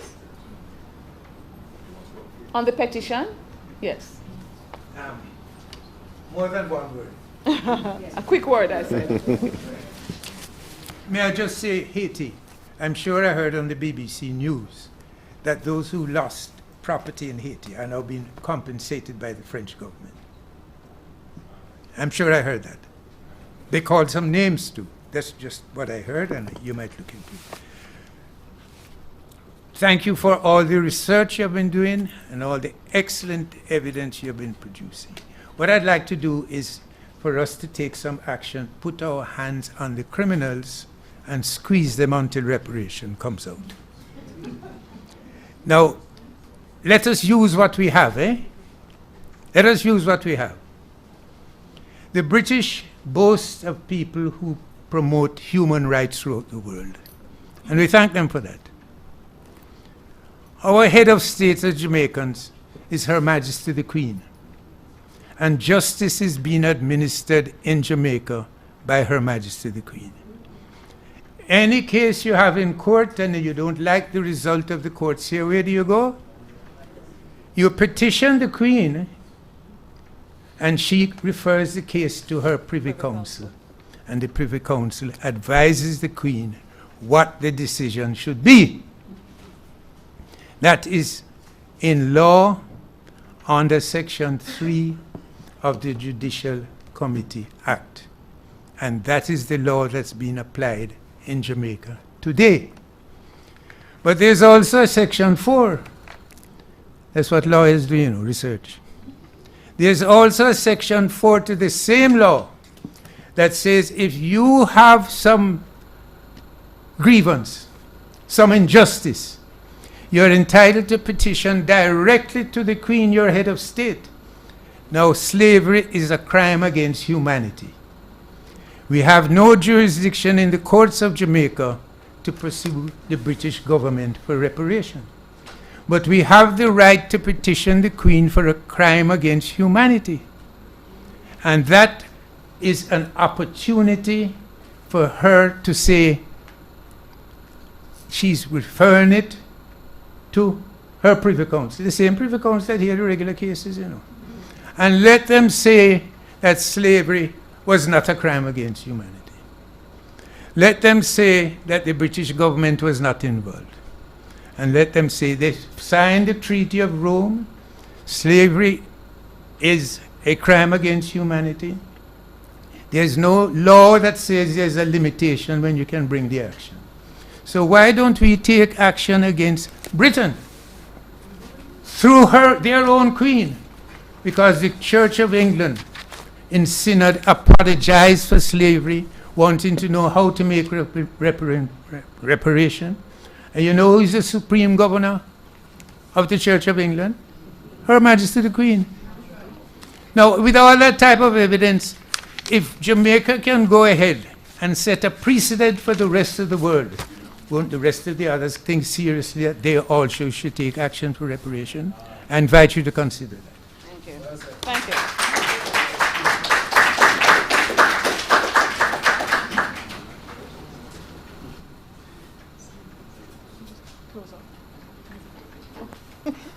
Once again, thank you very much for coming to the Center for Reparations Research press conference discussing the new revelations of states responsible. Thanks again for coming. You can always contact us at reparation.research at uwimona.org. Come. uwimona.edu.jm. Thank you so much. Have a great day.